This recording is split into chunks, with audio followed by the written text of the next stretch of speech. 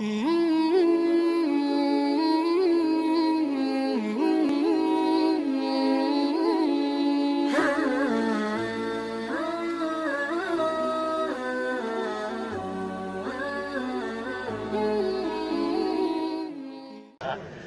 ذکر کیا ہے؟ جو اللہ کا حکم ہے اس میں لگ جانا، اس میں لگ جانا۔ اللہ اس کی سمجھ کی توفیق نصیب فرمائے۔ دین کی بات سنی، شوق پیدا ہوا۔ اور ایک بات سنی کہ حضور نے فرمایا کہ یہ جنت میں جائیں گے۔ عکاشہ نے کہا یا رسول اللہ میرے لیے بھی دعا فرما دے، میرے لیے کہ میں بھی ان میں سے ہو جاؤں۔ حضور نے فرمایا تو ان میں سے ہو گیا۔ اب عکاشہ کے دیکھی اور انہوں نے کہا ہمارے لیے بھی دعا کرو۔ حضور نے فرمایا سبقکم بہا عکاشہ، تم سے عکاشہ سبقت لے گیا۔ وہ تو جو بات سنی اس وقت اس کے دل نے آواز دی کہ یا اللہ مجھے بھی قبول فرما دے۔ اللہ کرے کہ اس ہمارے دل سے وہ آواز نکلے، یا اللہ تو مجھے بھی قبول فرما لے، تو مجھے بھی قبول فرما دے۔ اور تو ہم دعا مانگنے سے بھی ڈرتے ہیں، ایسے ہے نا۔ میں نے ایک شخص سے کہا چلر لگایا؟ کہا۔ میں نے کہا 3 چلے لگایا؟ کہا نہیں۔ میں نے کہا دعا کرو بھائی، دعا نہ اگاڑو، دعا نہیں کرتا۔ میں نے کہا کیوں؟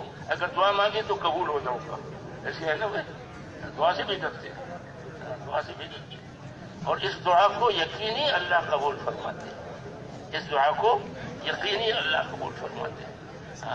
حدیث میں آتا ہے جب آدمی کہتا ہے نا الحمدللہ رب العالمین، اللہ پاک جواب دیتے ہیں میرے بندے نے میری تعریف کی۔ جب یہ کہتے ہیں الرحمن الرحیم، اللہ جواب دیتے ہیں اثنى علی عبدی، میرے بندے نے میری ثنا اور صفت بیان کی۔ جب یہ کہتے ہیں مالک یوم الدین، اللہ جواب دیتے ہیں مجدنی عبدی، میرے بندے نے میری بزرگی بیان کی، میری بزرگی بیان کی۔ اور جب یہ کہتا ہے ایاک نعبد و ایاک نستعین، اللہ جواب دیتے ہیں ھذا بینی و بین عبدی، یہ میرے اور بندے کا مشترکہ کھاتا ہے۔ یہ عبد ہے میں معبود ہوں، یہ عابد ہے میں معبود ہوں، یہ سائل ہے میں دینے والا ہوں۔ دینے والا کون ہے بھائی؟ اللہ ہے۔ کون ہے بھائی؟ اللہ سے مانگے۔ اور جب یہ کہتے ہیں اہدنا الصراط المستقیم، اے اللہ ہم سب کو ہدایت دے۔ حالانکہ نماز اکیلے پڑھ رہا ہے، یہ کہتا کہ مجھے ہدایت ملے، کہ نہیں سب کو ہدایت دے، کیونکہ اگر سب کو ہدایت نہ ہو تو یہ بھی ہدایت پر نہیں رہ سکتا، ایسے ہے نا۔ اگر ماحول ہدایت کا نہ ہو تو اس کا ہدایت پر ٹھہرنا بھی خطرے میں ہے۔ اس واسطے بزرگ فرماتے ہیں ماحول بناؤ۔ کیا بناؤ؟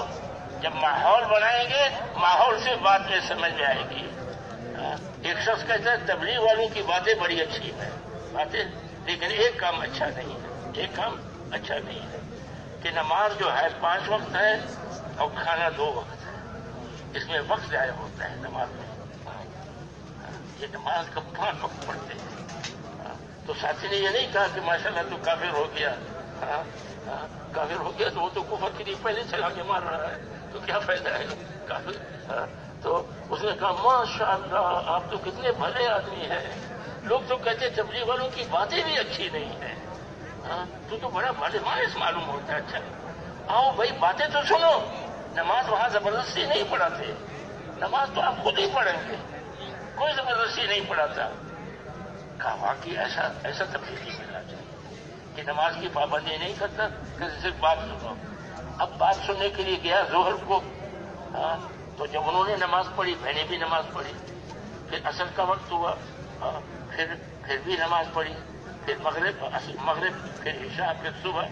یہ تبلیغ والا تہجد نہیں پڑھتا تھا، یہ جو بے نماز تھا نماز نہیں پڑھتا تھا، اس نے تہجد کی نماز بھی پڑھی اور رات کو روح کی دعا بھی مانگی کہ اللہ میرے ساتھی کو جنت دیتے، اگر اس حال میں مرتا میں تو جہنم میں چلا جاتا، یا اللہ اس کی برکت سے اے اللہ تو نے مجھے جنت نصیب فرمائی، اس کو بھی محروم نہ فرما۔